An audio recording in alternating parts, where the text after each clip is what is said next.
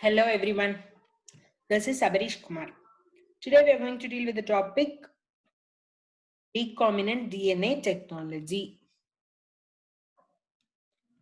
Okay, let me explain how we are going to discuss this topic first. So this comes under a big branch of biology called biotechnology. So first we'll know about something about biotechnology, then we'll know applications of this biotechnology and we'll see what are required to do to prepare this recombinant DNA, and we'll see what are the steps involved in preparing recombinant DNA, and at the end we'll see what are the products of this recombinant DNA technology. This is how we are going to discuss this topic. So first, biotechnology. Biotechnology is nothing but they're harnessing living beings to produce different types of products. That is, they'll be incorporating a particular character from one living organism into the other. That is what this biotechnology deals with. This biotechnology has many applications. Example, bioremediation. Remediation is nothing but they provide solutions to the problems. So bioremediation, we're going to provide solution using the biological agents. Same way, here we are going to break down air and water pollutants into harmless products with the help of this biological agents like microorganism. So example, removing oil spills in the ocean with the help of bacteria. This is what bioremediation is. Next heading is today's topic of interest, genetic recombination. This is exchange of genetic information between the DNA.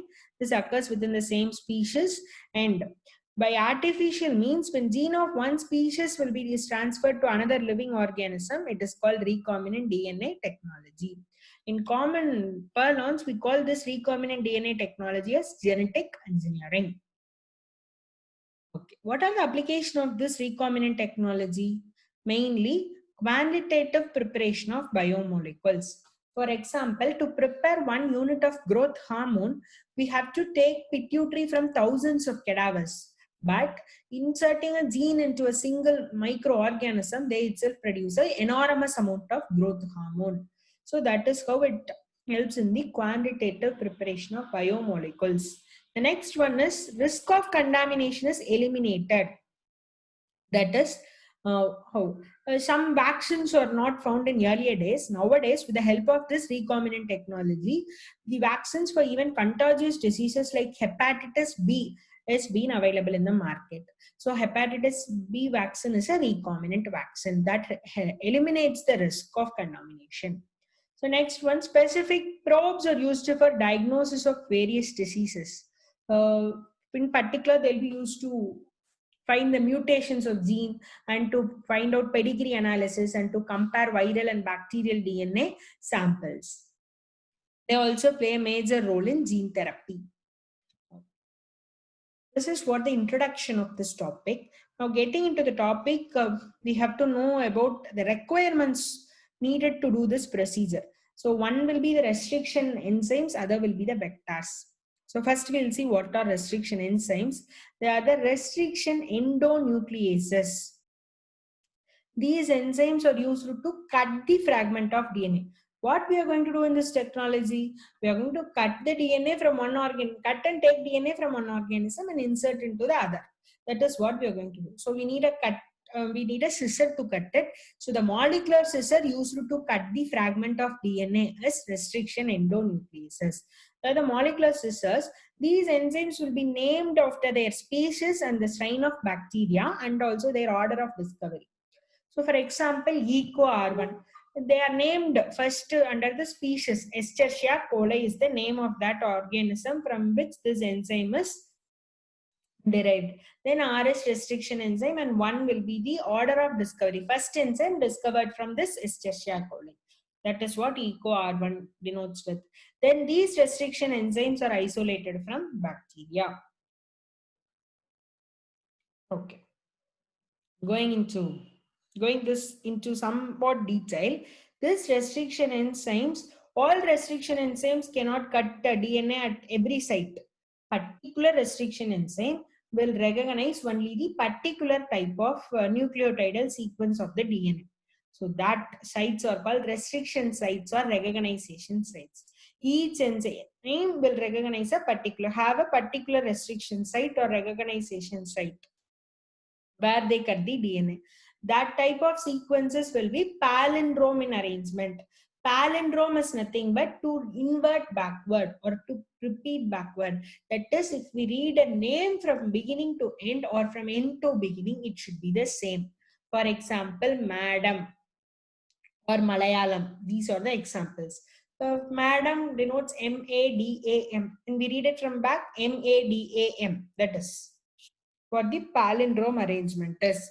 These restriction enzymes, when they cut the particular sites of DNA, they may also produce sticky ends or blunt ends. So what are sticky ends? What are blunt ends? Sticky ends are nothing but they are the overhanging ends. They are the overhanging ends, and they'll be pairing with complementary sequence of nucleotide with the help of DNA ligases. So blunt ends, they'll be in nucleotidal sequence of they'll be cut. So you can see, you'll be able to appreciate the difference between the sticky ends and blunt ends in this picture. So we'll see some examples of restriction enzymes and their restriction sites. So EcoR1, HIND3 and TAC1 will produce the sticky ends, and this HPA1 will produce blunt end. That you'll be very well able to differentiate in this slide. Now these restriction enzymes cut the restriction sites of the DNA, and they produce some DNA fragments. So these DNA fragments are arranged in a characteristic pattern that is called restriction map. So every enzyme have a recognition site of 4 to 7 nucleotidal pairs. They'll be arranged in a characteristic pattern. So these fragments, they are isolated by electrophoresis, and these fragments serve as the fingerprint of DNA. Okay, in this picture also you may able to appreciate the difference of restriction map and also the fragments of DNA, how they are isolated by electrophoresis. This is the first requirement gets over here, the restrictions enzymes. The next requirement are the vectors. So to carry the fragment of DNA or to insert the fragment of DNA to the host, they should be carried. So the carrier is the vector. Carrier is known as vector. The most common vectors will be plasmids. What is a plasmid? Plasmid is a circular double-stranded DNA molecule. They'll be seen inside the bacteria. Okay. What is the specific characteristics of this plasmid is they contain some antibiotic resistance gene, and this antibiotic resistance can be exchanged between the bacteria through plasmids, and multiple antibiotic resistance plays a serious clinical problem with regard to bacterial infection in humans. Okay. So this plasmid can allow only the foreign DNA to enter into it of length 6 to 10 kilobase pairs. To carry more than this 6 to 10 kilobase pair long foreign DNA, there are other vectors called bacteriophages and cosmids. Bacteriophages will carry the foreign DNA segment of length 10 to 20 kilobase pairs, and cosmids will carry 20 to 50 kilobase pair length foreign DNA. Okay. This is how the foreign DNA is carried through a vector or a carrier. Now we have completed the requirements for this rDNA technology. We'll see how we are doing this procedure, or what is the procedure of DNA recombination. First step, we have to prepare the specific human gene. So to prepare this specific human gene, taking a DNA and cutting a fragment of DNA is a laborious process. It cannot be done. So what we are going to do, we can produce cDNA from mRNA. So mRNA can produce cDNA with the help of reverse transcriptase enzyme by the process of reverse transcription. So how we do this, we'll see it. So we need mRNA. So we cannot take mRNA from the body. We'll take the total RNA that contains mRNA and rRNA. As you all know, in the 3' end of this RNA, mRNA, at the end of transcription, poly A tailing will occur. So now what we are going to do, we are going to pass this total RNA into a column containing deoxythymine. So that what will happen, the poly A tail will pair with thiamine and mRNAs can be isolated. Okay, so now mRNA is alone present. The mRNA will also be of different types because they'll be coding for different types of proteins. So the difference between the mRNAs which code for different type of protein will be their sizes. So based on the fractionation method, we can choose the mRNA of desired gene, which will code the desired protein. So here we are going to prepare human insulin. So we'll take the mRNA that codes for human insulin. So now we got a single strand of mRNA that codes for human insulin. So with the help of reverse transcriptase enzyme and deoxynucleotide triphosphate, we can produce a complementary DNA segment or a single strand of complementary DNA. Here DNA RNA hybrid will be produced. So at the 3' end is extended with the help of terminal deoxynucleotidal transferase with the help of deoxycytosine triphosphate. So now 3' end is extended. Hereafter what will happen is RNA is not required as we have a single strand, and it is also extended with the help of DNA polymerase. We can extend the second strand, or we can form the second strand with the help of the primers. So now what we are going to do? We are going to remove this RNA. We are going to remove the RNA with the help of RNase enzyme. Now we have only a single strand of DNA with the extended 3' end.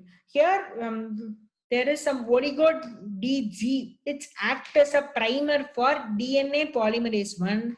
A second strand of DNA is also produced. Now 2 strands of DNA are produced. Double-stranded DNA which is required is formed. Here terminal sticky ends are produced by terminal transferase enzyme. Terminal transferase enzyme. This is how we isolate the DNA from the RNA. Okay, now DNA is there. From that, we'll be taking the fragment of DNA which is required or which is recognized by the particular restriction enzyme, and we'll be inserting it into the carrier or a vector. So next one is preparation of a chimeric DNA or preparation of a recombinant DNA. So this picture will show how this, DNA is formed from mRNA. From mRNA, we are going to give oligo DT so that mRNAs alone will be isolated from mRNA with the help of reverse transcriptase. cDNA is produced and cDNA is extended with the help of terminal deoxynucleotidal transferase and with the help of DNA polymerase 1 and oligo DG acting as primer. Double-stranded DNA is produced and 3' and sticky ends are produced with the help of terminal transferase or S1 nuclease enzyme, and then now double-stranded DNA is ready for insertion into the vector or a plasmid after fragmentation or after cutting. So preparation of a chimeric DNA is the second step. Chimeric DNA is otherwise called as recombinant DNA. So here what we are going to do, as we already know, plasmids are going to carry the foreign DNA. So these plasmids are cut with the specific restriction enzyme called EcoR1 restriction endonuclease. So the human DNA should also be cut with the same restriction enzyme so that the sticky ends will be complementary pairs. Okay, so that we have cut both the DNAs with the same restriction enzyme, we have annealed and we have joined with the DNA ligase. The DNA ligase ligates the 2 DNA. So that at the end of this procedure, we got the recombinant DNA. Now we are going to produce this recombinant DNA in larger amounts. So cloning is large population of an identical individual that arise from a common ancestor. So the hybrid molecules, hybrid DNA produced will be amplified by this technique.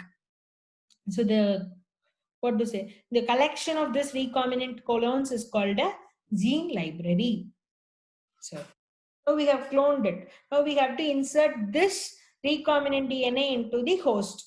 The process is called transfection. So the process by which plasmid is introduced into the host is called transfection. Okay. How transfection occurs is, we'll keep the bacteria and the plasmid containing recombinant DNA in a medium containing calcium, hypotonic medium containing calcium, so that the calcium channels will be opened and this plasmid will be imbibed into the host cell. So when the plasmid imbibed into the host cell, what we'll do, we'll take the host cell and place it in a growth medium and in the agar plate. Okay, now it is growing. So meanwhile, we have to know something which is the marker or which is used to select the colonies containing the desired gene product. So for that, we have to know what is the marker. The marker is insertional inactivation. It is nothing but, as we are already discussing, this plasmid contains different sites of antibiotic resistance genes. So that what will happen when a specific restriction enzyme cuts the plasmid DNA at specific nucleotide, sometime the antibiotic resistance property will be lost. As the same way here, when the plasmid is cut with EcoR1, the antibiotic resistance of chloramphenicol is lost. So this is the marker for this hybrid DNA. The process is called insertional inactivation. Okay. So with the help of this, we are going to select the colonies containing the desired gene. So how we are going to select? The antibiotic resistance of chloramphenicol is lost, but antibiotic resistance of ampicillin and tetracycline will be present in the plasmid, as those sites are not cut. Okay. We'll see it, how we are going to select it. Selection of colony having the desired gene. Initially, we'll take the bacteria or the host cell from the growth medium and we'll place it into the medium containing ampicillin and tetracycline. So now only the plasmid containing the desired DNA will be present. Also some plasmid which is not, which is not containing the desired gene, but their resistance to chloramphenicol will also be present. So now what we are going to do, we have destroyed the wild bacteria. Only the plasmid containing bacteria will be present. Okay, so wild bacteria will be destroyed. After this, we will replicate the colonies present in the medium. So after replicating, we'll place it in a medium containing chloramphenicol. Now what will happen? The desired colonies will be killed. Once the desired colonies are killed, we'll compare it with the colonies that are dead in the new plate and the colonies that are present in the original plate. Comparing it, we'll take the bacteria or host cell that contain the desired gene. This is the process of selection of the colony containing the desired gene. I hope you understand how we are taking the DNA and we are inserting and how we have produced new colonies of host cell containing the desired gene. From this, then transcription occur, translation will occur, at the end protein, recombinant proteins will be produced, that also in larger amounts. Before that, we have to know something called expression vectors. Expression vectors are nothing but when the E. coli carrying the vector with the insert is allowed to grow, they'll produce human protein. So such when vector carrying the foreign gene translated into a protein is called a expression vector. So that is a small topic which you have to know. That is it. So continuation of the topic. After selection of the colonies, they'll be producing the recombinant protein. What are the types of protein that can be produced with the help of this technology? One will be insulin, other will be human growth hormone, other human hormones, and recombinant blood clotting factors, especially 7 and 9, recombinant vaccines, as I said, HPV vaccine, then recombinant enzymes and recombinant HIV protein, tissue plasminogen activator, cytokines and growth factor, and at the last, monoclonal antibodies. These many types of proteins can be produced by rDNA technology. Okay, the session has come to an end. So we'll sum up what we saw. So steps in rDNA technology are alone very important. I'll sum it up. So initially we saw about biotechnology, bioremediation and applications of this recombinant DNA technology. After that we learned about the requirements like restriction endonucleases and vectors. So at the end we saw the steps involved in formation of rDNA and production of the recombinant protein. So we'll see it how this occurs. First, initially we took the mRNA, then cDNA is produced. From that, they'll be transmitted to a vector. They'll be cloned or amplified, and then they'll be transfected. After transfection, selection will occur. After selection, they'll be after selection also they'll be amplified to produce large quantities of the recombinant protein. So at the end, recombinant protein will be produced. Proteins are isolated. Hope you all enjoyed the session. So let's meet well in another good session. So stay safe, stay healthy. Thank you. Bye. See you in the next lecture.